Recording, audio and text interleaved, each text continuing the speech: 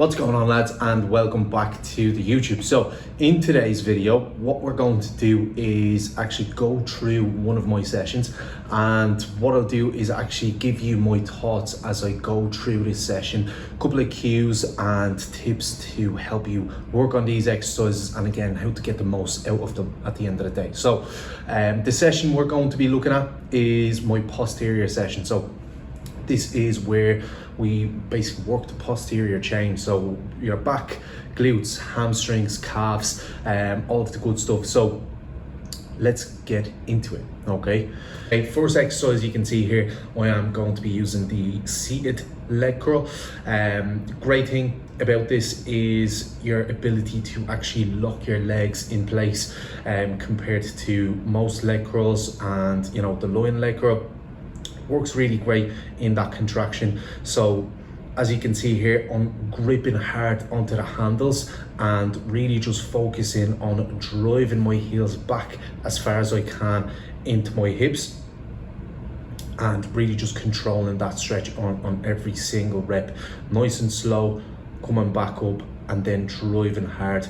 So one thing that I'll be keeping an eye out for in this exercise is not letting my lower back arch as I'm going through this. So what you'll see often in people doing leg curls is the lower back arching as you're trying to contract the hamstrings. So again, I'm bracing hard here to make sure that I avoid basically that happening. So that it was a solid set, and we have 3 sets on this second exercise. We are going in with the RDLs. The working set was 180 kilos. Again, you can see me wrapping my hands up here. You can also see that my runners are off, so I'm doing these barefoot, and the reason being for not wearing any runners is the more stability I can get, the better. Okay, the more stable I can be on this exercise, the more power I'm going to be able to produce. So that is why I'm not wearing any runners. If you are going to wear runners, you don't want to take your shoes off, I would recommend wearing things like Nike Dunks, something that's going to be really flat.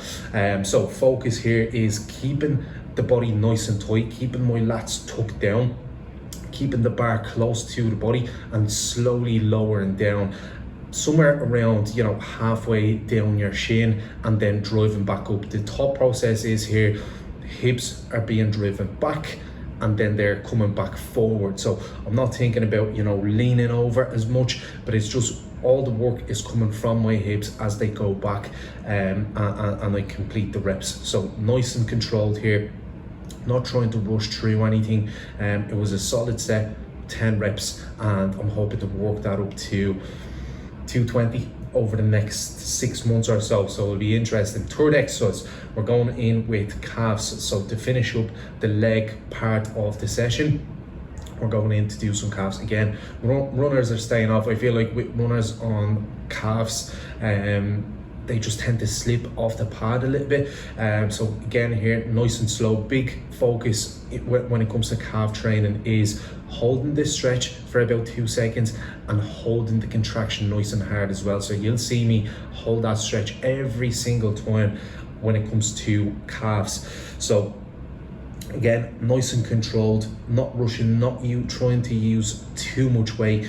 Again, this was my heavy set, where I've done, I believe, 7 to 8 reps, and that was followed by another 2 sets of 12 to 15. So again, it was a solid set, slight bend at the knee, and then again, just all of the focus is coming from driving the weight down after a big stretch. And there we go, we failed on that last one. So now moving on to the back side of things. So as you can see, I'm getting ready for pull-ups. A really, really great exercise. I absolutely love it, and I always take advantage of it when I'm actually a little bit leaner. I weigh less, so they're actually a little bit easier to do, because when I'm in my gaining phases, carrying that extra 10, 12, 15 kilos, it just makes the job that little bit harder. So again, as you can see, using the wrist wraps or straps, and it's key. If you want to get the most out of your back training, definitely get onto them. So the thoughts here as I'm going through this is get my chest up to the bar. okay? Full extension at the arm every single time. I'm not, you know, trying to keep them short. Rotating at the elbow all the way through on every single rep.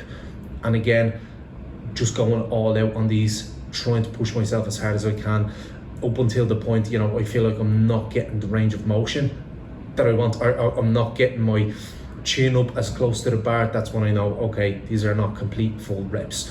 Next exercise is the cable row. I'm using an attachment that I think is one of the best attachments that you can use on a cable row. So this is neutral grip, okay, so your palms facing each other, and it is as close to shoulder width apart as you're going to get. So what this is going to help me is allowing to contract the lats as much as possible. So as you can see, I'm getting my position right, and from here I'm not leaning back too far, okay? So that's a mistake a lot of people make. I'm allowing my shoulders to get pulled right forward and then driving my elbows back as hard as I can. So you see a big stretch on every single rep. There's no momentum being used, nice and controlled, and again, not trying to rush through it. To be honest, I think I could have done better on this. I probably went up too quickly on this way. Next exercise is rear delts, okay, using the small cable machine. And as you can see, the cables aren't set directly at my shoulder height. They're set on the highest one, which is just slightly above my shoulders. And the reason being is the function of your rear delts isn't to just bring the arm back, it is also to bring it down. So this actually allows to isolate the rear delts as much as possible. This is not an exercise where you're going to use a ton of weight. It's just, you know, making sure that you are actually hitting them accurately. So here, slight bend at the elbow, I mean minimal, just to make sure that I'm not putting any tension through the elbows, the elbow joint. And from here, I'm thinking about bringing my hands or my fists away from me as far as I can on every single rep, nice and controlled, slow movement. And again, I keep going until I cannot do another complete rep. Lastly, to finish off, we have bicep curls. So again, 3 sets here, and all I'm doing here, using the D handles, one big step away from the cable stack, and I'm allowing my elbows to get pulled back slightly just to get that complete stretch. And from here, keeping the elbows locked in there and driving my wrists up to my shoulders just to contract the biceps as hard as I possibly can. Nice and controlled movement. I'm not jerking on the way. Again, the focus is to, you know, squeeze the bicep as hard as I possibly can here. So very simple, you know, bicep training in itself is extremely simple. Don't overcomplicate it. It's just control the weight, make sure that you can actually feel the pump, you can feel the blood being driven into the muscle, and progress. Like any other exercise, doesn't matter if it's a deadlift or a bicep curl, you want to slowly progress with those exercises. So again, working to absolute failure until I cannot complete another rep, and that is the session done. So nice and swift, you know, 8 minutes of a session. Every single set had 2 to 3 sets. I think the only 2 exercises where I had 2 sets was the RDLs and cable rows. The rest had 3 sets. So all exercises being worked till absolute failure. All exercises I track and I make sure that I progress on. So again, very, very simple, you know, nothing special about it. It's just making sure that you execute these things as best as you possibly can. So again, I hope that gives you a bit of an insight and my thoughts as I go through the session. A couple of small tips. If you have any questions on this session, drop me a message and we'll go through them.